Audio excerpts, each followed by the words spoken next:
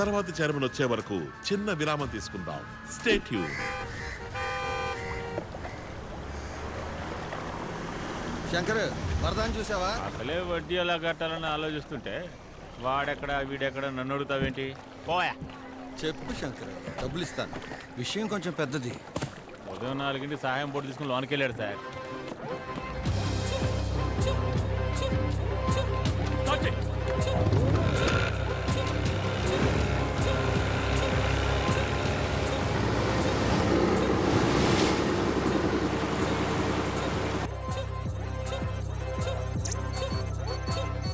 Sir, సరిగ్గా chairman bank వచ్చి వెళ్ళిన అన్ని రోజుల సీసీటీవీ ఫుటేజ్ డిలీట్ అయింది.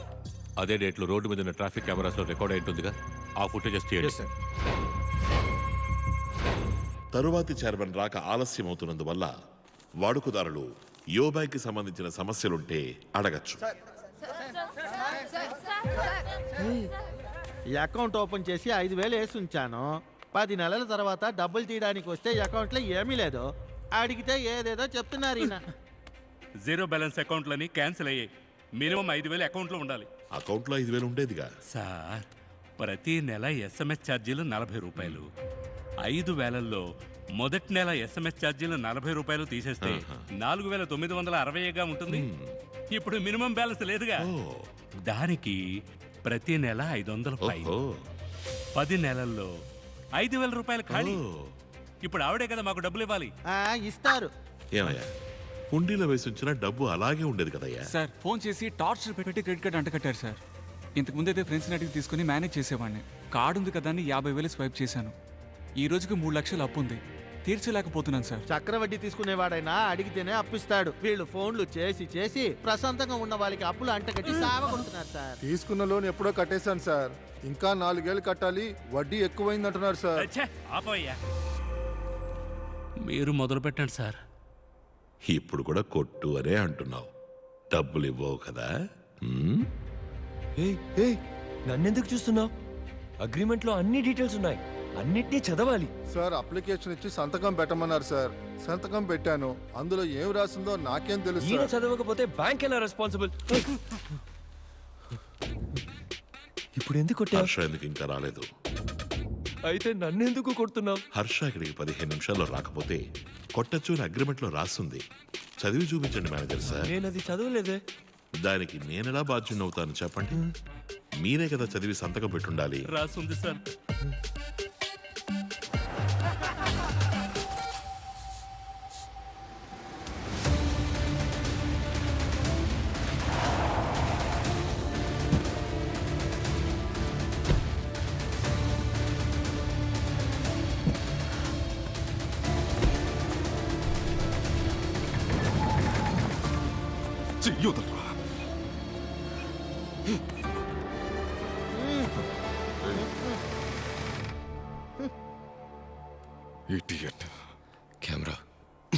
కెమెరా ప్రజల డబ్బు 25,000 కోట్లు ఏమైంది?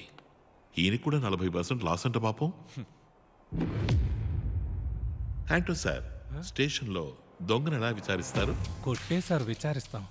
ఇక్కడ మాత్రం ప్రశాంతంగా ఉన్నావు. గొప్పోళ్ళని కొట్టడం అంటే 1,000 రూపాయలు దొంగిలిస్తే పట్టుకు కొడతారు. 25,000 కోట్లు దొంగిలిస్తే చూసి భయపడతారు. మొదలెట్టండి సార్. Okay sir. ఇలాంటి వాళ్ళని బాగా వేయాలి. సరిపోలా. కొమ్ము కొమ్ము బాగా కొమ్ము వదలబాక. సరిపోలా.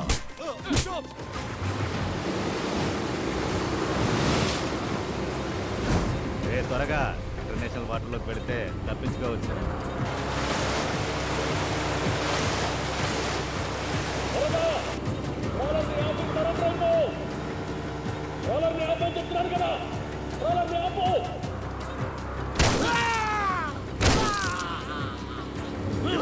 మ్యాటర్ చాలా పెద్దది.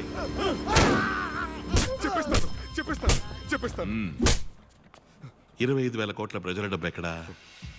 లాస్ అయింది. ఎలా అమ్మా? సార్, పెట్టుబడి పెట్టేటప్పుడు mutual fund set market risk అని చెప్పే కదా సార్ వీళ్ళ రెప్స్ జాయిన్ చేస్తున్నారు. నిజమా? ఓ రెప్పుకు ఫోన్ చేయండి. సరే సార్. హలో, యువర్ బ్యాంక్ శ్రవణ్ణి. ఎవరు? సార్ నమస్కారం. నా ఫ్రెండ్ మీ నంబర్ ఇచ్చాడు. ఓ 2 లక్షల రూపాయల డబ్బు ఉంది. దాన్ని ఎందులోనైనా పెట్టుబడి పెట్టాలి. చేసేద్దాం సార్. కొత్తగా ఓ మ్యూచువల్ ఫండ్ స్కీమ్ వచ్చింది, అందులో వేద్దాం సార్. అది రిస్క్ అని ఏ పిచ్చోడు చెప్పాడు? డబ్బుకి నేను గ్యారంటీ. ఇలా చూడండి సార్, ఎవరిని ఎలాంటి ఐడియాలు అడగండి, కన్ఫ్యూజ్ చేసేస్తారు. నేనే మీ దగ్గరికి వస్తాను. కొంచెం మీ టీవీ వాల్యూమ్ తగ్గిస్తారా శ్రవణ్? టీవీ వాల్యూమా? ఎందుకు? ఇక్కడికి ఎక్కువ కొడుతుంది సార్. నువ్వు పనిచేసే బ్యాంకుని ఇక్కడ దోచుకుంటున్నారు. జఫ్ఫా, అది కూడా తెలియకుండా నువ్వు కస్టమర్ వెంట పడుతున్నావా? సార్ సార్ టార్గెట్ ఇస్తున్నారు సార్, మమ్మల్ని చేయమంటారు సార్. ఇలా అబద్ధాలు చెప్పి ప్రజల్ని ఇరికించడం న్యాయమా? మేము అబద్ధం చెప్పట్లేదు సార్, లైట్ గా నిజాన్ని దాస్తున్నాం అంతే కదా. ఇదంతా నీ ట్రైనింగ్. మీ రెప్స్కి టార్గెట్లు పెట్టి పరోక్షంగా తప్పు చేయమని రెచ్చగొడుతున్నారు. సి మా కస్టమర్స్ మోసపోలేదు, మా కంపెనీలో ఇన్వెస్ట్ చేశారు. మేము సునీల్ అనే వ్యక్తి బ్రోకరేజ్ కంపెనీ ద్వారా షేర్ మార్కెట్లో ఇన్వెస్ట్ చేశాం. లాస్ అయింది అంతే సార్. ఓ మంచి కంపెనీలో పెట్టుబడి పెట్టుండొచ్చుగా. షేర్ మార్కెట్లో ఓ మంచి కంపెనీలో పెట్టుబడి పెట్టుండొచ్చు కదా. అది మీరు సునీల్ సార్ని అడగాలి. ఓ, ఆయన్ని అడగాలన్నమాట.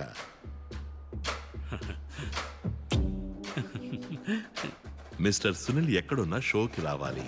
హలో, ఆయన ఇండియాలో లేరు, ఆయన మొరీషియస్లో ఉన్నారు. కాదే, పక్కనే ఉన్న గ్యాస్ స్టేషన్లో కారు డిక్కీలో పడుకుని ఉండడం చూసేనే.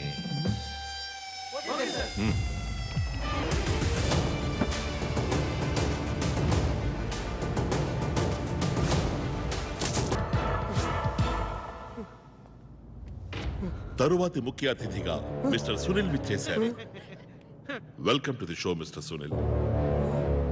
మిస్టర్ హర్ష స్టాక్ ఎక్స్చేంజ్ లోని సర్వర్ ని పెట్టి కొన్ని వేల లక్షల కోట్లు మోసం చేసిన వాడిని నమ్మి ఎలా పెట్టుబడి పెట్టారు? ఇది లేటెస్ట్ గా ఆయన చేసిన స్కామ్. మేము ఇన్వెస్ట్ చేసినప్పుడు మంచివారుగా ఉండేవారా? చెప్పండి సునీల్, 25,000 కోట్ల ప్రజల డబ్బు ఎక్కడా? చెప్పండి సునీల్, షేర్ మార్కెట్లో పెట్టిన ప్రజల డబ్బు ఏమైంది? 10 కంపెనీలో ఇన్వెస్ట్ చేసిన లాస్ అయింది. అదెలా 10 కంపెనీలు లాస్ అవుతాయి? షేర్ మార్కెట్ అంటే అలాగే ఉంటుంది సార్. అంటో okay sir.